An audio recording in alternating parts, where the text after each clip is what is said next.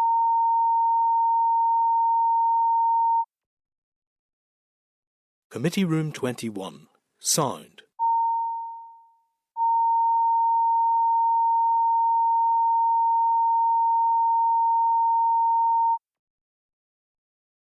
Committee Room 21. Sound.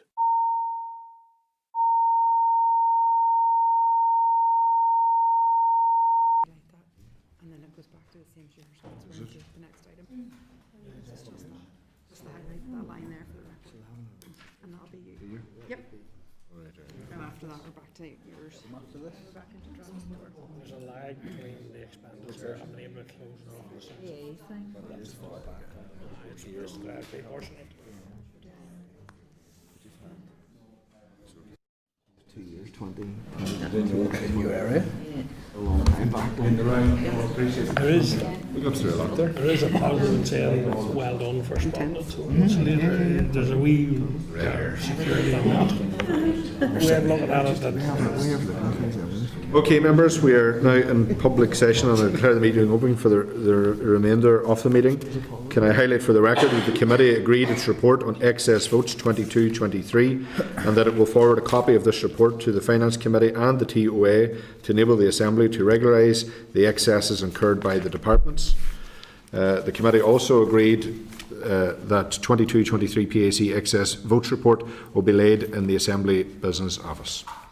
Okay, members, we'll move on now to our draft forward work programme. Can I refer members to the draft forward work programme in the packet, page 164. Can I ask the clerk to brief the committee? Thank you, Chair. I don't really think much has changed since the last version of the forward work programme, but I suppose just to highlight that when we come back after Easter, that we will be, the committee will be straight into its first inquiry into mental health services in Northern Ireland. So that first session back, there'll be a briefing on the Audit Office report. Also, at that point, it may be useful to look at induction, some of which you've already completed, and just what else needs to be worked through. And also at that meeting, it may be an opportunity just to review the forward work programme and next inquiry topics. And just to bring your attention to, there were a couple of reports that have been published since you last met. One was into child poverty and the other one this week into access to GP services. So when you come back after Easter, those would be in the list of potential inquiry topics that you might want to consider. And then just to highlight that the evidence session for mental health services, that's all confirmed, witnesses confirmed for the 25th of April. And then on the 9th of May, also confirmed a second evidence session into public procurement in Northern Ireland. And then really, as those weeks progress, there'll be, scope within this to agree a third inquiry and maybe at least to get it started before the summer break. So that's really, as far as we can take it for now. Yes, thank you, Clerk. Members, any views? Or? No, it's well set out. Yeah, we're looking forward to it. Our teeth into it. So, okay, members, can I see agreement for the draft forward work programme? Great. Okay, can I see agreement to share the draft forward work programme with other committees? Great. Okay, members, any other business? No? Also, at this point, by the way, you can raise anything of particular concern that you may want to see the committee consider at a future date, just for future reference. It's a good time to raise various things. Okay, members, thank you. Can I advise the members that the next committee meeting is scheduled for Thursday, the 11th of April, 2024, 2 o'clock in room 21. Can I also thank the clerk and the committee team for their support over the last number of weeks, which has been quite hectic actually. We're in the deep end, but we're down to swim. So thank you for your support. That's been very, very important. And also thank the Controller and Auditor General and the Audit Office for the great work that they're doing, their assistance and their presence at this committee as well. And members, thank you for your presence, and also wish you all a very happy Easter and enjoy it, because we're and for a lot of work when we come back. Thanks, Chair. Thanks, everyone. Thank you.